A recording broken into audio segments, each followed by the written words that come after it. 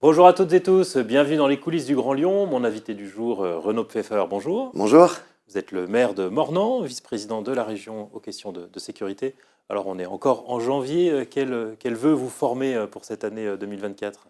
Moi, je souhaite à ce que chacun puisse s'épanouir dans les projets, à ce que le pays retrouve un chemin vers l'espérance, qu'on ait une communauté nationale qui soit plus unie. Puis, globalement, pour le monde, on souhaite la paix et pour chacun de nous, la santé. Pour les habitants de Mornan, votre priorité, vous, c'est le pouvoir d'achat. Ce n'est pas spécialement dans les compétences d'une commune, mais sans moyens, vous créez des logiques de mutuelles, en fait. Oui, en fait, un maire, c'est un élu de proximité.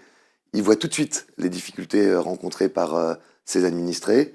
Et il y a quelques années, j'avais lancé une mutuelle communale, hein, ça avait très bien marché. Ça avait permis aux Mordantais de gagner en pouvoir d'achat et de s'assurer d'une protection pour leur santé.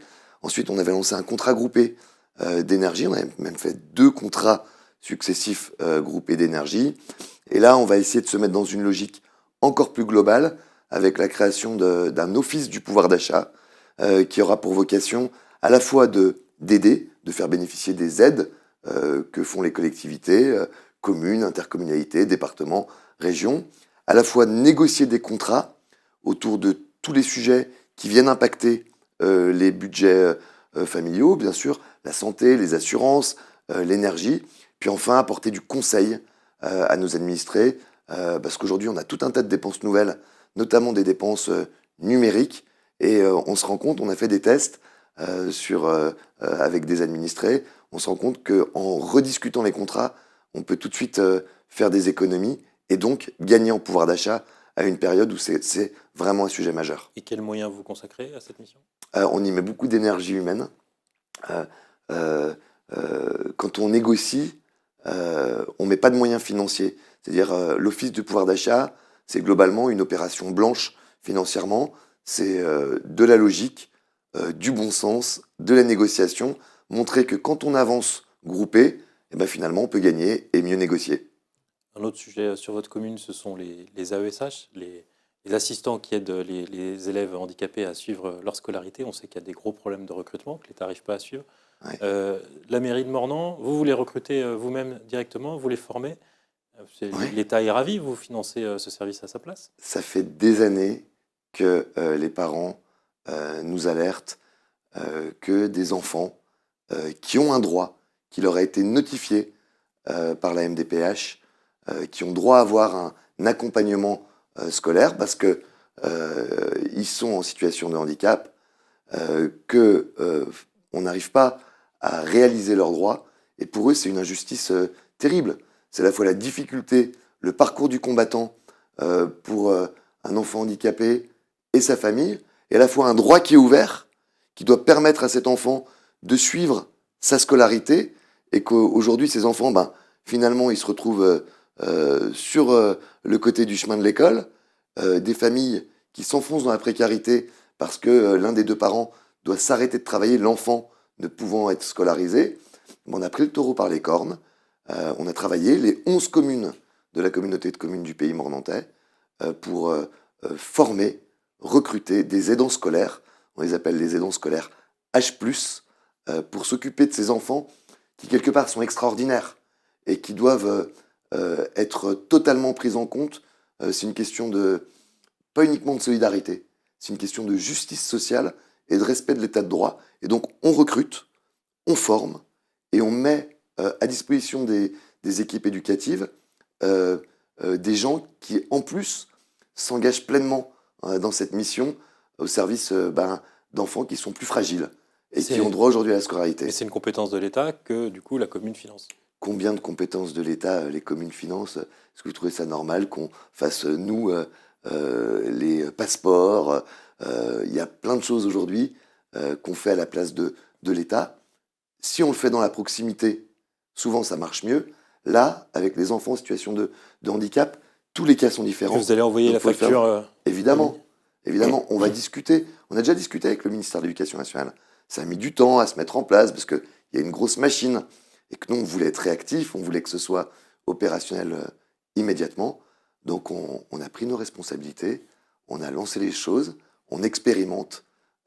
L'évaluation montrera que c'est positif. C'est positif pour tout le monde. Et vous pensez que le ministère, pardon, vous pensez que le ministère va prendre en charge la facture? En tout cas, on va proposer au ministère de changer ce qui ne marche pas. Jusqu'à aujourd'hui, ça ne marchait pas.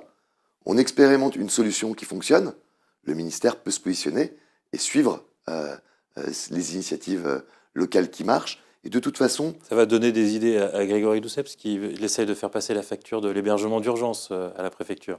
Il fait passer toutes les factures qu'il veut à la préfecture.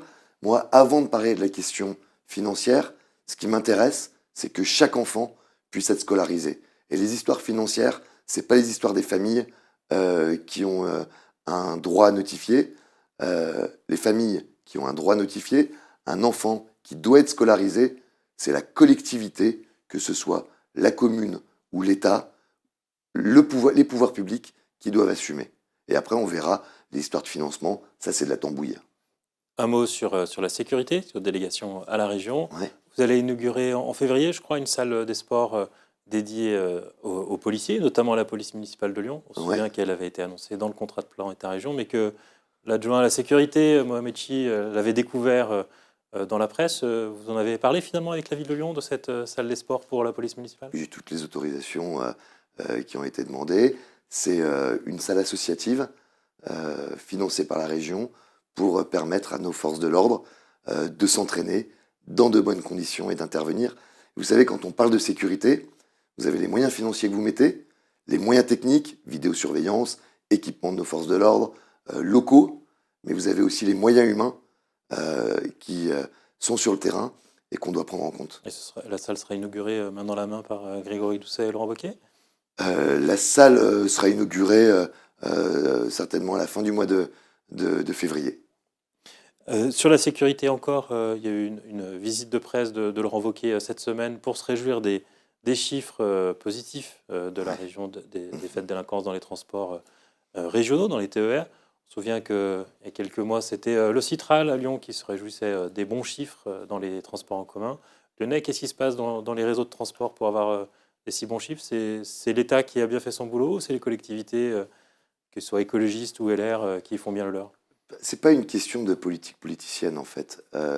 Vous avez des maires de différentes sensibilités qui se préoccupent de la sécurité de leurs concitoyens. On a l'impression qu'à la ville de Lyon, c'est pas un sujet prioritaire, la sécurité, mais là on parle au niveau régional.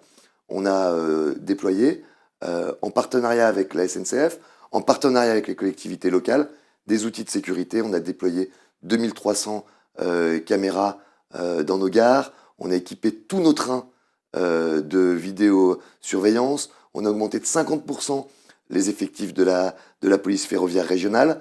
On a offert la gratuité de nos transports régionaux aux forces de police et de gendarmerie, à nos forces de sécurité intérieure.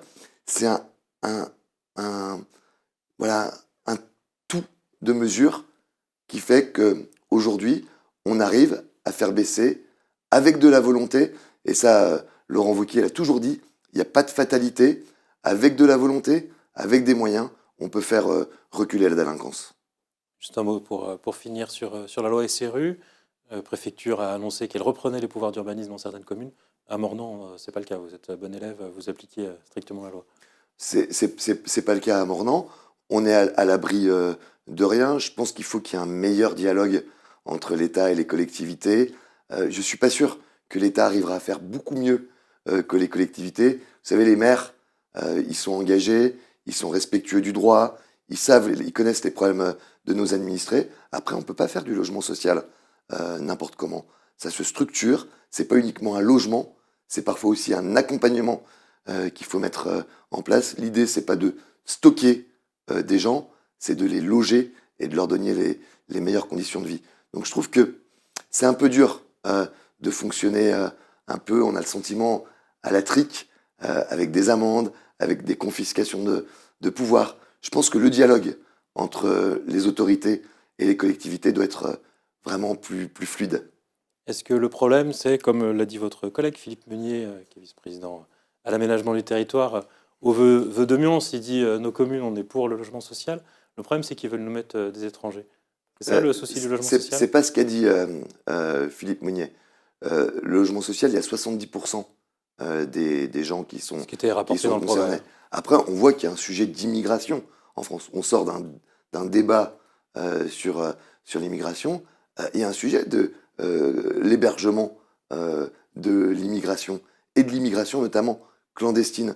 Et je pense on ne peut pas priver nos concitoyens d'offres de logement pour accorder des logements à des gens qui n'ont pas leur place dans notre pays parce qu'ils ne sont pas là dans des conditions légales. Pour le logement social, mais pas pour les étrangers en situation irrégulière. Les étrangers en situation irrégulière, on doit traiter leur cas d'une façon administrative et judiciaire.